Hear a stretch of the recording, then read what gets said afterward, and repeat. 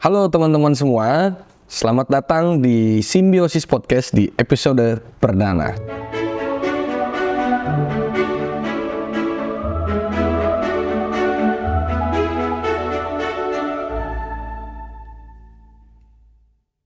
Kita mau bahas tentang urgensi pelaksanaan industri hijau di Indonesia, tapi dari perspektif anak muda.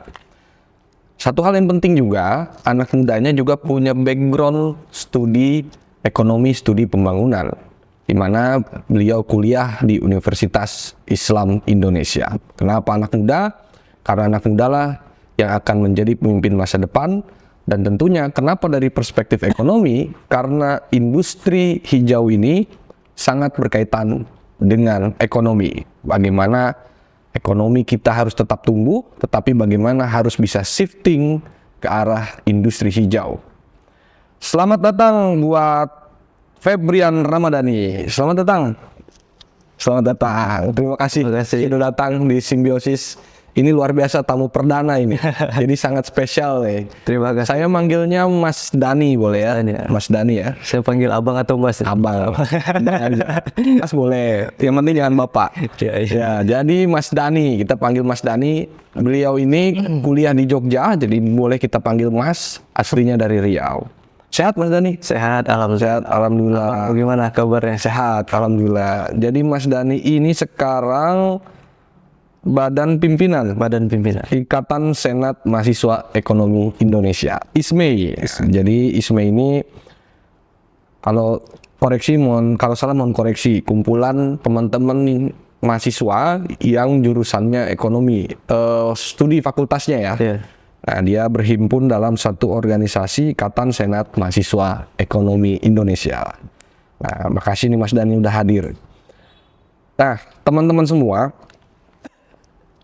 terkait dengan industri hijau di Indonesia, ada fakta-fakta menarik bahwasannya industri kita itu masih rata-rata masih industri konvensional. Industri konvensional itu apa? Yang masih menggunakan bahan baku yang tidak ramah lingkungan, lalu juga teknologinya juga masih teknologi lama, artinya belum mengarah menjadi teknologi yang bisa mengeluarkan limbah-limbah yang ramah lingkungan. Lalu yang terakhir juga adalah bagaimana pengolahan limbahnya itu sendiri agar bisa menjadi barang-barang yang produktif atau sesuatu hal yang bisa diproduksi secara produktif, sehingga lahirlah yang namanya sustainability atau keberlanjutan. Nah, kita tanya nih sama Mas Dani, menurut Mas Dani, melihat fakta-fakta ini, apalagi Mas Dani background ekonomi, pastikan ada pandangan Mas Dani ini seperti apa melihat industri ini. Karena satu yang kita tahu, mau shifting itu kan biayanya nggak murah. Mau beralih itu biayanya nggak murah, baik dari teknologinya maupun dari hal-hal yang memang sumber daya manusianya juga harus mengerti dengan teknologi shifting itu. Nah, menurut Mas Dani ini gimana soal industri hijau di Indonesia, perspektif Mas Dani? Ya, sebelumnya kita ngobrol santai aja, Mas. Santai aja. Kalau dibilang ahli, banyak yang lebih ahli dari kita. Ya, betul. Untuk membahas ini.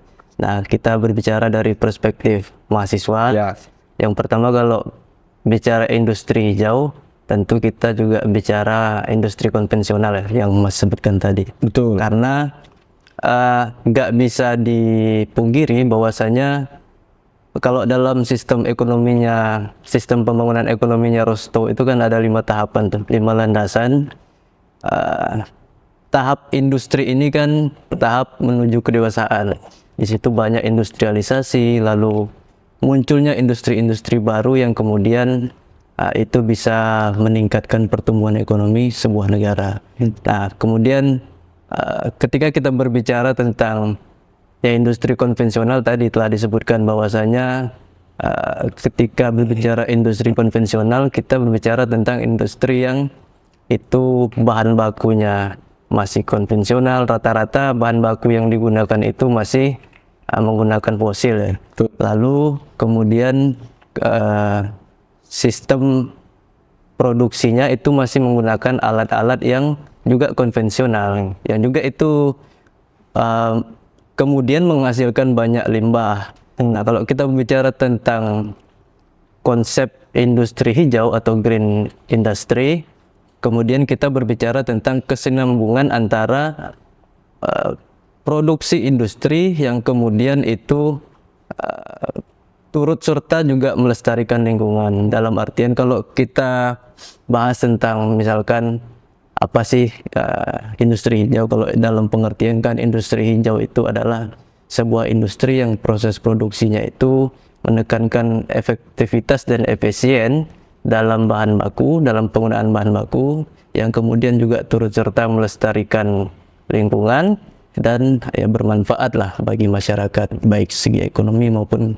ya kesejahteraan. Nah, tadi kalau kita ulas balik ke belakang misalkan, ketika pertumbuhan industri itu tinggi, masif, artinya sejalan dengan sejalan dengan permintaan energi yang begitu besar. Sementara kalau kita berbicara di Indonesia, sebenarnya Indonesia masih permulaan atau awal dalam melaksanakan green industry ini. Itu terlihat ketika fokus awal pemerintah saja, kalau saya tidak salah itu mulai tahun awal-awal 2000-an, 2007 apa 2008 gitu, yang kemudian itu baru kita fokus dalam hal industri hijau atau green industry. Sementara negara-negara maju itu sudah dari tahun, bahkan Jepang itu sudah dari 1970-an itu sudah sadar bahwasanya industri hijau ini sangat perlu untuk keberlangsungan dan keberlanjutan di negaranya, gitu kira-kira. Oke. Nah, menarik nih Mas Dani. Kan yang namanya industri tadi Mas Dani bilang berarti ekonomi kita ini hidup.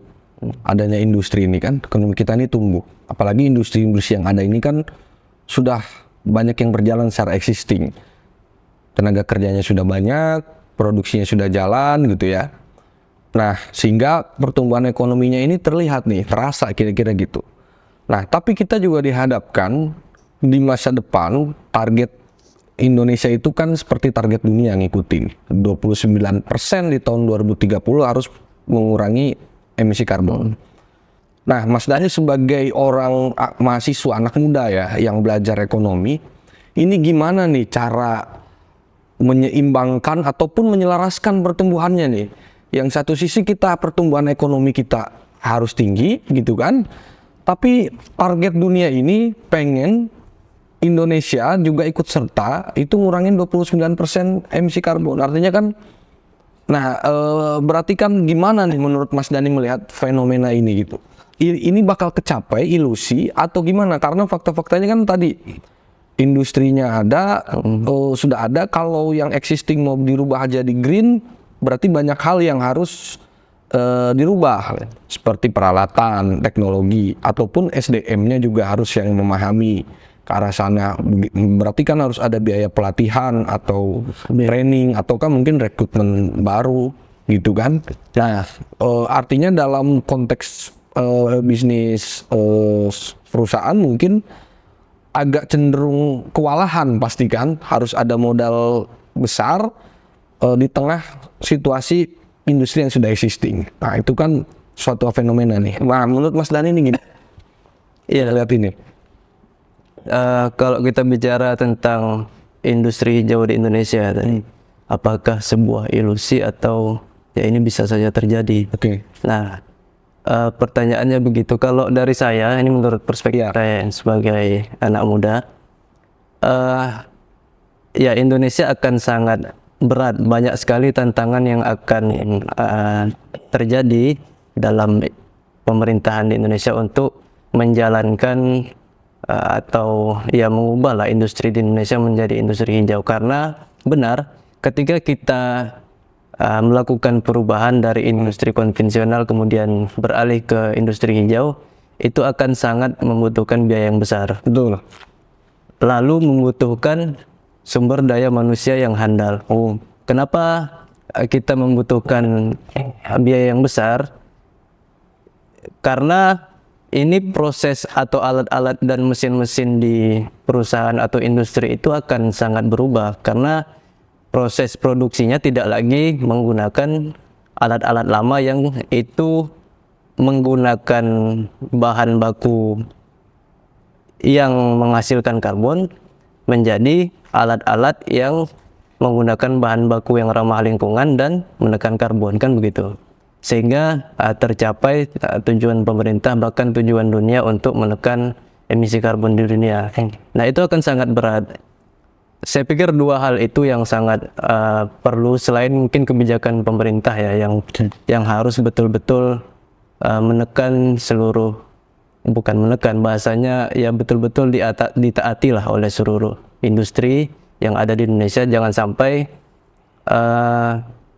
menghasilkan terlalu banyak karbon, karena kalau kita bicara karbon emisi rumah kaca yang kemudian itu ya berpengaruh ke panas bumi ya, yang dampaknya akan panjang lagi kalau kita bahas pengaruh dampak panas bumi dan pemanasan global ini, itu akan sangat membahayakan dunia. Makanya ya kalau dari saya ini hal yang sangat sulit, tetapi ya mungkin pemerintah punya kebijakan khusus lah untuk itu ya, melakukan itu. untuk melakukan itu ya. Ya, ini juga jadi menurut Mas Dhani itu sulit tapi harus dilakukan, kira-kira gitu ya. Itu sulit tapi harus dilakukan. Nah, menurut Mas Dhani nih, apa menurut Mas Dhani dari perspektif anak muda dan yang background ekonomi, upaya apa sih yang menurut Mas Dhani harus dilakukan pemerintah untuk bisa memberikan kebijakan afirmasi agar industri yang existing maupun yang belum ada itu tertarik nih untuk mau shifting ke arah industri hijau? Karena yang saya baca pemerintah sudah memberikan insentif fiskal kalau saya tidak salah, tetapi dari sisi pengusaha waktu itu yang bicara waktu itu Ketua Apindo ya, yang sekarang ya, itu bilang insentif fiskal nggak cukup. Nah, Mas Dhani apa nih menurut Mas Dhani nih? Ide apa? Ini ide bebas. Mas Dhani ini anak muda kan? Jadi apa nih imajinasi Mas Dhani supaya nih bisa nih bergerak ke arah industri hijau ini bisa lari cepat lah kira-kira gitu. Ya kalau dari saya tentu kalau di Indonesia, kalau kita berbicara negara Indonesia itu kan jumlah penduduknya terbesar keempat di dunia. Kita sama-sama tahu itu, yang hampir 280 juta lah kurang lebih. Kemudian dari 280 juta itu mayoritas hampir 60% atau 60% kurang lebih itu diisi oleh generasi milenial yang ya sama-sama kita inilah yang mempunyai sedikit pandangan-pandangan baik terhadap keberlangsungan negara, keberlangsungan dunia di masa depan. Karena ya saya pikir dunia ini udah terlalu rusak gitu, sudah terlalu rusak. Ya artinya kita harus sama-sama sadar, harus semuanya dari mayoritas penduduk gen milenial ini harus sama-sama sadar untuk kemudian ya bahaya yang sangat mungkin terjadi di kemudian hari seperti tadi yang saya sebutkan, pemanasan global dan segala macam. Nah, kesadaran itu sangat penting untuk kita sebagai anak muda. Ya mulai dari ya bukan hanya kesadaran, kita juga harus mengetahui bahwasanya bagaimana sih. Saya pikir sangat sedikit anak muda yang tahu tentang green industry ini. Saya yakin itu karena di tengah mayoritas industri konvensional sangat sedikit anak muda yang tahu tentang konsep green industry ini. Padahal ini sangat penting untuk keberlangsungan hidup masyarakat banyak kemudian hari. Kalau berbicara ide, ya saya pikir teman-teman milenial harus paham dulu bahwasanya ini, paham isunya dulu, dan ini ada konsep terbaru nih yang dicanangkan oleh, ya udah dilaksanakan oleh sebagian besar dunia lah. Ada konsep yang namanya green industry, industri yang ramah lingkungan, yang kemudian itu menghasilkan sedikit limbah dan segala macam. Saya pikir ini isu yang menarik yang harus selalu dinaungkan kepada anak-anak muda untuk kemudian mereka paham dan mereka ikut bergerak untuk memajukan konsep green industry ini. Oke, jadi menurut Mas Dhani adalah anak-anak generasi muda itu yang harus memahami secara luas ya dan dalam terkait dengan hal ini, sehingga mereka di kemudian hari punya sensitivitas ya untuk turut serta. Apakah mungkin di masa depan anak milenial bisa jadi menjadi yang membuat industri itu sendiri, atau dia mimpin perusahaan, atau di level manajer, atau bahkan mungkin di pemerintahan gitu ya. Minimal anak-anak muda sekarang melakukan hal-hal kecil saja. Misalkan kalau kita lihat debat capres kemarin kan, itu ada salah satu cawapres yang kemudian menegur dalam bahasanya tidak memakai botol ramah lingkungan dan segala macam. Minimal anak-anak muda sekarang ya peka lah terhadap barang-barang ramah lingkungan yang digunakan, misalkan tidak menggunakan terlalu banyak plastik, seperti itu. Gitu ya. Oke, tadi saya sedikit mengcapture Mas Dhani bicara soal dunia ya, Jepang yang sudah dari tahun 70-an. Nah, ini juga satu hal yang baru saya ketahui, bahwasannya kan sekarang ini ada narasi yang mengatakan bahwa ada dua faksi nih. Ada yang mengatakan bahwasannya ya Indonesia justru sekarang sedang dalam fase dia harus mengeksplorasi sebanyak mungkin sumber daya alamnya agar bisa diolah menjadi barang setengah jadi, barang jadi. Kira-kira gitu. Di mana negara-negara maju itu dia sudah lakukan sejak lama. Kalau sekarang mereka sangat concern sekali ke soal green, itu katanya wajar karena mereka sudah melakukan eksploitasi itu sudah lama, sehingga mereka sudah ibarat kata sumber daya alamnya sudah tidak ada lagi, mereka mau memperbaharui itu dengan isu-isu green ini, dan Indonesia dipaksa ikut dan ini tidak adil. Ada faksi yang mengatakan begitu. Ada satu faksi lagi yang mengatakan bahwasannya tidak bisa, bahwasannya ini harus dilakukan secara selaras, kira-kira gitu kan. Nah, Mas Dhani ini pandangannya nih ikut faksi yang mana menurut Mas Dhani?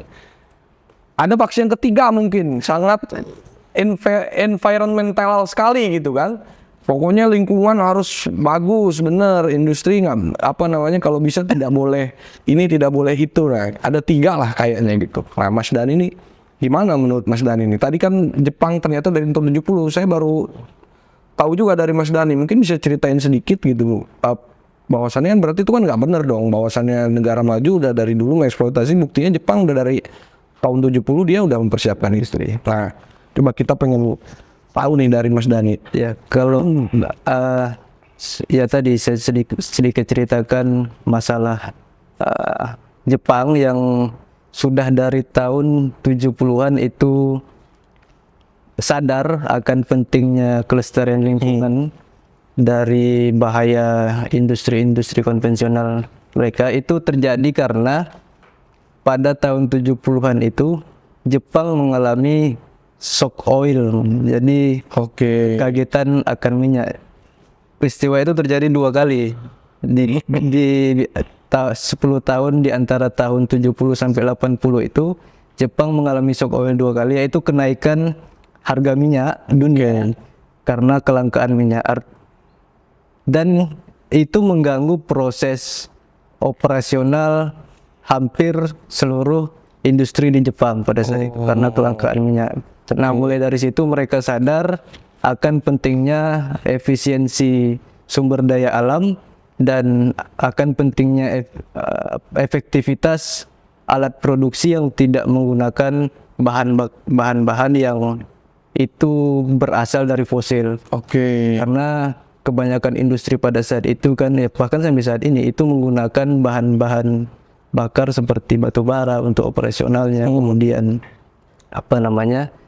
bensin atau bahan bakar yang kemudian itu semuanya mengakibatkan ya kita tahu, sama-sama tahu bahwasanya ketika kita bicara fosil, ketika kita bicara batu bara misalkan, atau bahan bakar atau minyak yang kemudian itu ketika dipergunakan terus-menerus, itu akan memang terjadi kelangkaan, karena fosil itu kan adalah bahan atau barang yang tidak bisa diperbarui.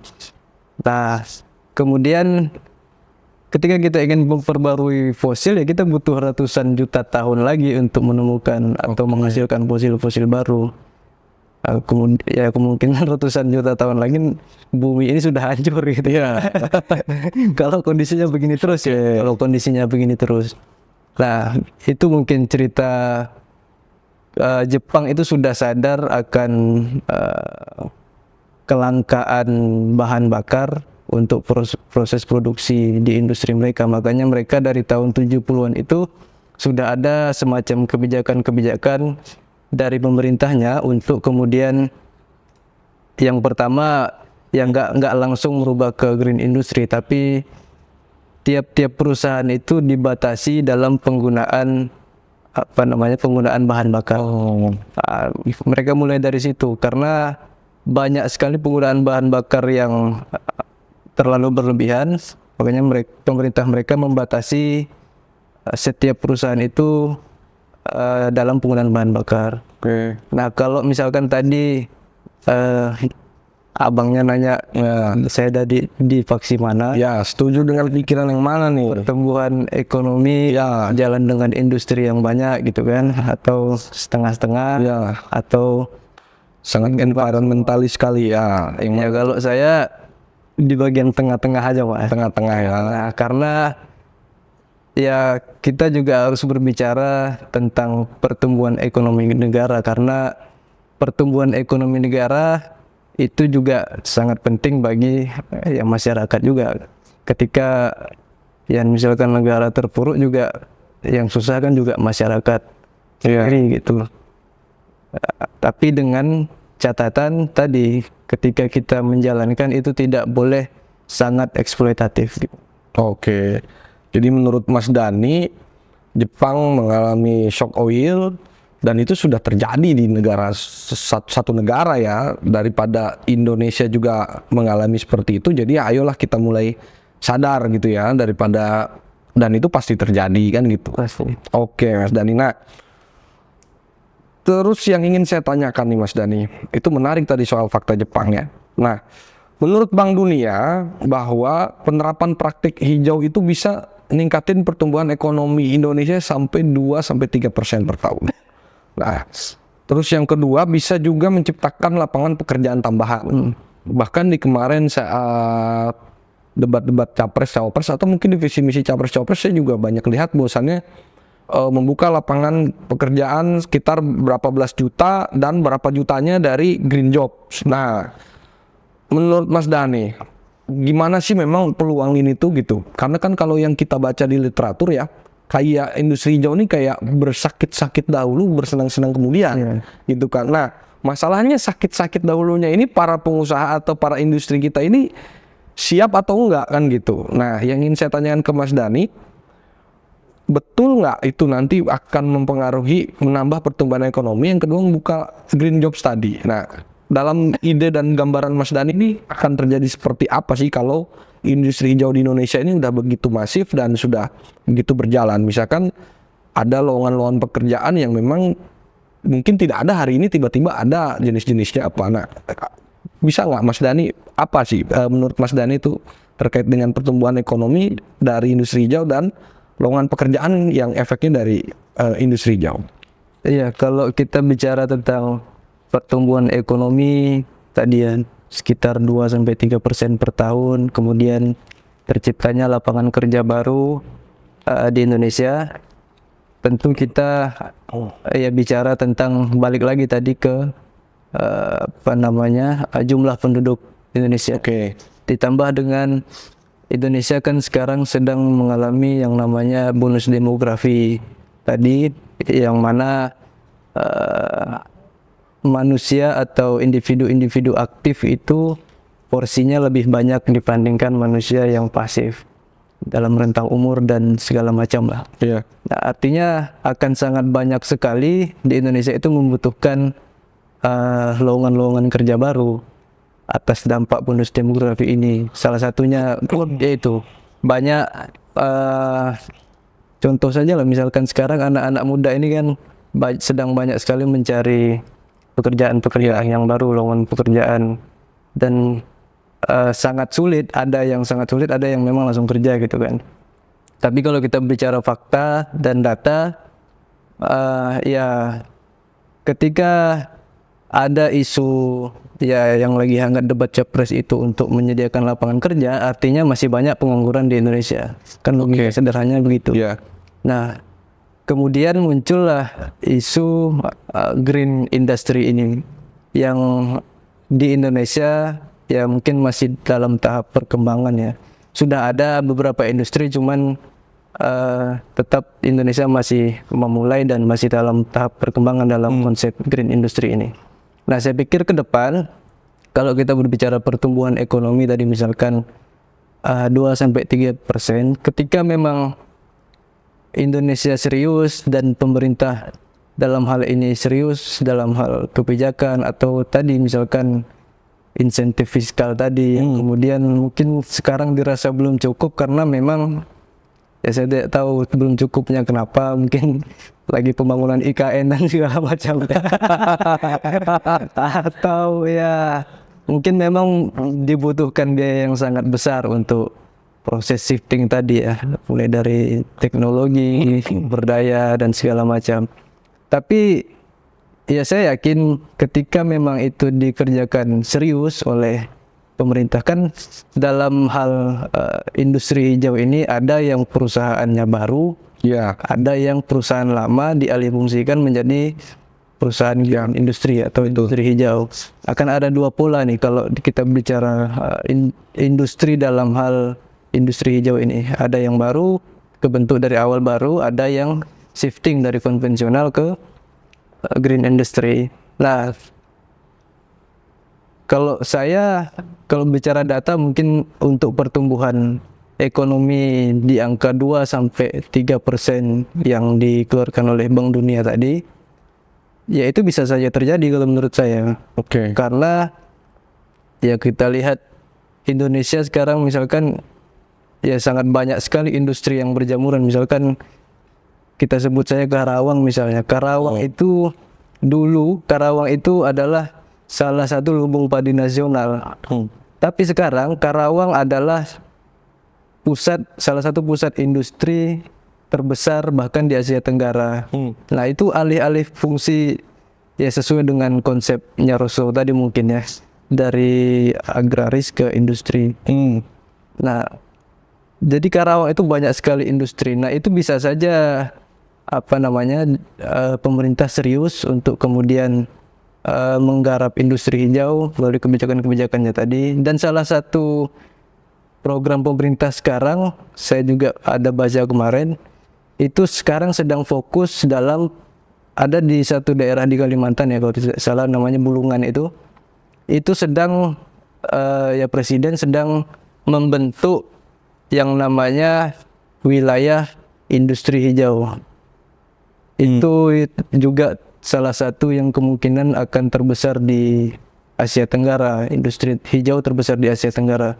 Namun ia dinyatakan juga bahwasanya dalam proses pembentukan wilayah industri hijau yang ada di situ itu tidak semena-mena langsung semuanya industri hijau. Seperti ada hal-hal juga yang kemudian jadi lakukan proses-proses mungkin setengah-setengah atau segala macam. Tapi itu menurut saya adalah niat yang baik dari pemerintah untuk ya ujung-ujungnya kan industri hijau ini kita berbicara keberlangsungan hidup jangka panjang untuk anak-anak cucu kita kemudian hari gitu kan. Itu mungkin. Jadi menurut Mas Dhani yang di Bulungan itu industri baru yang arah industri hijau. Kalau yang di Karawang industri yang sudah ada, kalau pemerintah serius mau di shifting. Di shifting dan akan bisa jadi melahirkan lowongan-lowongan pekerjaan yang jenis baru terkait dengan industri hijau tadi. Ketika bicara lowongan kerja tadi, ketika bicara lawan kerja tadi, ketika ada industri baru yang muncul, tentu itu akan sejalan dengan penerimaan karyawan-karyawan dan pembukaan lowongan kerja baru gitu. Ya, Mas Dani, jadi ada hambatan-hambatan yang terjadi untuk Indonesia bisa memperluas dan memasifkan industri hijau, seperti misalkan keterbatasan infrastruktur, lalu juga ketidakpastian kebijakan, yang tadi juga sempat kita ulas, keterbatasan akses modal, sama tingkat persaingan yang rendah. Jadi tingkat persaingan yang rendah itu kan sekarang industri masih konvensional nih, semua menjalankan aktivitas ekonominya masing-masing. Ketika mau beralih ke industri hijau atau industri hijau mau masuk dengan konsepsi pasar yang sama, aktivitas ekonomi yang sama, maka mikir-mikir, gitu kan, waduh, kita bisa bersaing nggak? Jangan nggak bisa bersaing, karena modal yang kita butuhkan gede kan gitu kira-kira. Jadi rangkumannya ini ada dua nih hambatannya nih. Ada hambatan dari posisi pemerintah itu sendiri, sama hambatan dari si pelaku usahanya itu. Nah, menurut Mas Dani, kalau dari skala prioritas nih, apa nih yang harus dibenahi duluan nih menurut Mas Dani? Meskipun semua harus berjalan bersamaan ya, cuman menurut Mas Dani ini yang penting-pentingnya apa nih? Gitu. Dari perspektif Mas Dani, anak muda yang kuliah di ekonomi nih, apa? Apalagi ekonomi studi pembangunan kan? Apa nih kira-kira? Iya, tadi memang banyak sekali kendala-kendala ya yang mungkin dialami pemerintah untuk fokus dalam hal industri hijau ini. Kalau menurut saya fokus Indonesia atau pemerintah dalam hal menjalankan konsep industri hijau ini ke depan, itu yang paling penting adalah dari hulunya dulu. Dalam artian kita berbicara hulu di sini berbicara tentang energi yang dipakai untuk proses penjalanan industri itu. Misalkan sumber energinya ya. Kita tahu misalkan industri itu dalam hal operasional butuh energi yang besar untuk menjalankan mesin dan segala macam lah. Sementara kita tahu di Indonesia 80% kurang lebih pasokan listrik di PLN itu sekarang menggunakan bahan bakar fosil. Yang terbesar itu adalah pembangkit listrik tenaga, kalau saya tidak salah, uap. Pembangkit listrik tenaga uap itu sekarang hampir 50% yang ada di Indonesia. Sementara uap itu kan berasal dari bahan bakarnya batubara tadi. Batubara yang kemudian menghasilkan uap dan menjadi energi listrik. Kemudian tenaga diesel, lalu tenaga gas. Nah, itu kan semuanya kita dari hulunya saja sudah tidak menggunakan energi ramah lingkungan. Sementara kita tahu ada energi-energi terbarukan atau konsep teknologi terbarukan dalam pengadaan energi listrik, misalkan PLTA, tenaga air misalkan, atau tenaga angin, atau semacam itulah. Yang saya pikir di negara-negara maju sudah dari dulu ya. Kita tahu di Belanda misalkan banyak sekali kan kincir-kincir angin yang kemudian itu bisa menghasilkan listrik. Mungkin di Jepang juga banyak bendungan-bendungan yang kemudian itu juga sejalan dengan konsep pembangkit listrik tenaga air mereka gitu. Nah, fokusnya di situ dulu. Energi yang digunakan sebagai bahan-bahan atau ruang-ruang operasional di tiap industri itu harus kita perbaiki dulu, kemudian ya menurut saya baru bisa dijalankan. Dan tadi hambatan-hambatan dalam proses yang abang sebutkan tadi, misalkan bentuk infrastruktur yang tidak bisa merata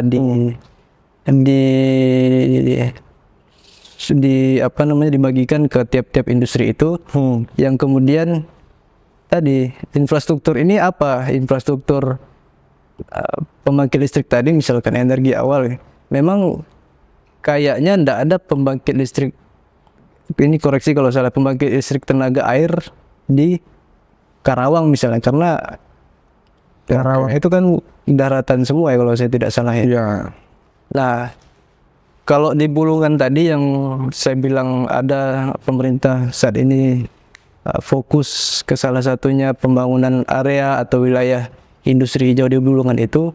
Bulungan itu ada di ujung daratannya itu ada laut, jadi berbatasan dengan laut yang kemudian air dari laut itu bisa digunakan untuk konversi energi dari yang tidak ramah lingkungan ke ramah lingkungan. Oke. Fokusnya di hulunya tadi dulu, baru kita berbicara tentang bahan baku apa yang dipakai kemudian. Kalau misalkan kita ambil contoh misalkan industri kertas Iya. atau tisu yang kita gunakan sehari-hari lah, itu kan bahan baku utamanya pohon gitu. Ya. Nah, kita harus melakukan kesadaran dulu kepada pemilik-pemilik industri ini akan pentingnya penanaman pohon kembali atau reboisasi.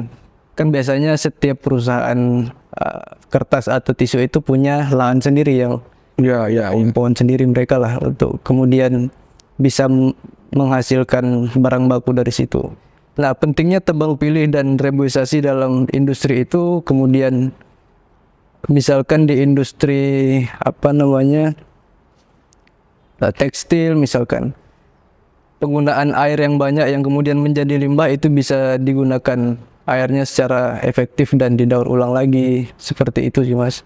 Oke. Dalam Jadi menurut Mas Dani paling penting pertama hulunya dulu. Nah, hulunya ini kan Mas banyak lagi faktor-faktor yang untuk bisa menyelesaikan. Misal tadi soal sumber. Nah, kalau misalkan yang pakai batu bara mau shifting ke energi yang lain gitu ya, itu kan pasti dari sisi pengusahanya pasti butuh teknologi dan modal kan gitu. Belum lagi SDM. Dari sisi pemerintahnya nih apa nih kira-kira kan untuk supaya nih pengusahanya ini mau nih ngelakuin itu, apakah carikan memudahkan investasi untuk ke arah sana kah atau apa? Nah, menurut Mas Dani ini gimana? Tadi kalau bicara hulu ya, penyelesaian hulu ini apa nih harus dilakukan kolaborasinya antara pihak pemerintah dengan pihak swasta? ya, kalau dari pemerintah sendiri saya pernah baca juga, pemerintah sebenarnya sudah sadar akan hal kalau kita sebut hulu tadi ya, proses energi di awal tadi, karena ada dikeluarkan Perpres tahun 2020 kalau saya tidak salah, tentang percepatan energi terbarukan dalam proses pengadaan energi listrik di Indonesia. Itu sudah dikeluarkan oleh Presiden, yang kemudian saya pikir ya mau nggak mau ketika ada Perpres itu ya Indonesia harus fokus untuk pembangunan energi terbarukan itu untuk kemudian dijadikan bahan bakar fosil. Kalau kita bicara swasta tadi ya emang sangat berat sekali, karena kita udah tadi saya sebutkan 80% kurang lebih itu tenaga listrik di Indonesia sudah sangat bergantung kepada energi fosil, terbesar batu bara. Ya saya pikir ya perlu ketegasan juga lah dari pemerintah, keseriusan, apalagi tadi perpresnya sudah ada. Kalaupun memang ya pasti banyak sekali pihak-pihak swasta yang tidak sepakat akan hal itu ya, karena akan terganggu sebagaimana macamnya lah keberlangsungan industri mereka. Ya mau nggak mau kalau menurut saya, kalau perlu ya campur tangan pemerintah juga, ya mungkin dibantu dengan fiskal tadi atau ya kebijakan-kebijakan yang tidak ya terlalu memberatkan mereka lah. Jadi kira-kira harus ada saling bahu-membahu ya antara swasta dan pemerintah agar industri hijau ini bisa terwujud, baik dari pengusaha tidak merasa berat, pemerintah pun juga bisa mensupport teman-teman pengusaha itu. Nah, yang selanjutnya nih Mas Dani, ada fakta menarik ternyata di Indonesia soal anak-anak muda. Jadi dari data Kementerian Lingkungan Hidup, ada peningkatan kesadaran anak muda Indonesia terhadap isu lingkungan. 70% dari anak muda menyatakan kepeduliannya terhadap perlindungan lingkungan. Bahkan KLHK itu kalau saya tidak salah di tahun 2020 itu sempat mengadakan diundang atau entah mengadakan untuk pelatihan green leadership, kira-kira gitulah. Nah, mungkin saya juga pernah ingat Mas Dani, dulu waktu saya masih kecil, kalau saya naik mobil, itu orang buang sampah dari mobil itu biasa. Kalau saya nggak lupa ya memori dalam kepala saya ya, apalagi buang puntung rokok, sampah aja biasa. Zaman waktu saya kecil dulu. Tapi sekarang Mas Dani, itu kalau kita buang sampah, orang tuh nggak mau gitu, segan, enggan, bahkan mungkin arahnya malu, gitu kan? Ya ada kesadaran itu. Nah bahkan sekarang puntung rokok pun juga sudah ada yang menginterupsi itu kan, protes kan gitu. Nggak banyak lah kita lihat di video-video netizen ada yang orang buang puntung rokok dimarahin kan gitu. Nah artinya ini menurut saya ada perubahan ke arah yang lebih baik nih. Nah, menurut Mas Dani nih, ruang partisipasi anak muda melihat tadi data 70%, dia udah secara jiwa ini udah peduli nih sama lingkungan. Nah menurut Mas Dani ini ruang seperti apa sih yang harus dikasih oleh pemerintah, pun mungkin swasta yang harus memberikan ruang itu kepada anak muda untuk berpartisipasi terhadap persoalan-persoalan lingkungan ini gitu. Apalagi dikaitkan dengan industri hijau ya. Menurut Mas Dani ini apa nih idenya? Kira-kira gitu. Harus dapat ruang apa nih anak muda?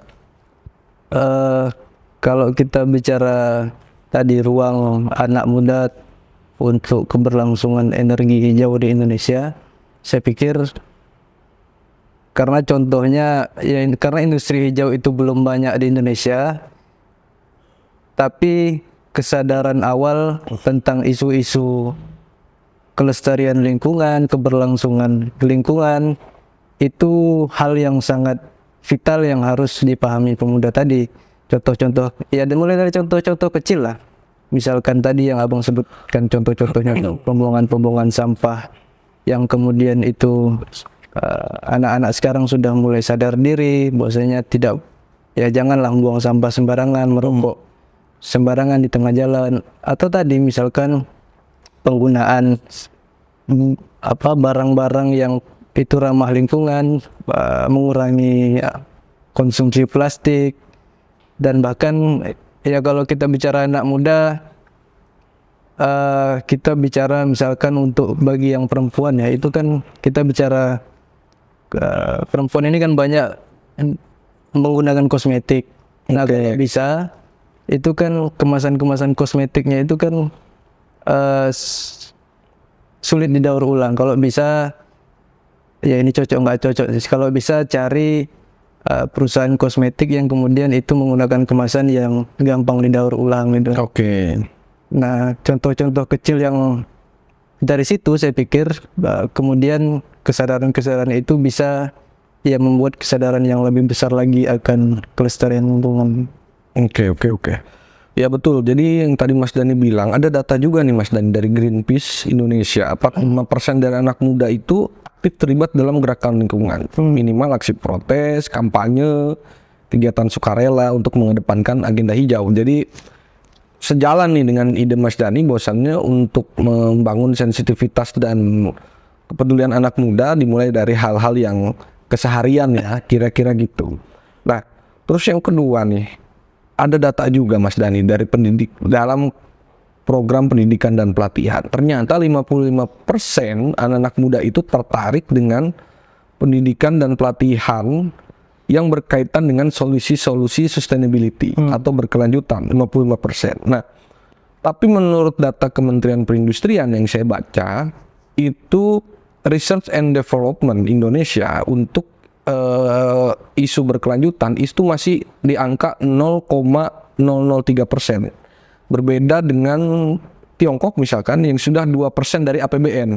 Ini baru 0,03%, 0,003 bahkan persen dari APBN. Artinya kan ketertarikan anak muda yang besar ini 55% terhadap isu-isu berkelanjutan, dia suka terhadap pelatihan dan penelitiannya tidak sejalan. tidak sejalan dari porsi riset yang ada nih dari pemerintah nih. Nah, menurut Mas Dhani melihat fenomena ini kayak gimana nih menurut Mas Dhani? Apa solusinya, ide-ide dari Mas Dhani untuk bisa, sayang nih kan gitu, 55% anak muda yang tertarik terhadap isu berkelanjutan ini harus diakomodir kesenangannya terhadap pendidikan dan pelatihan ini, penelitiannya juga. Nah, menurut Mas Dhani gimana?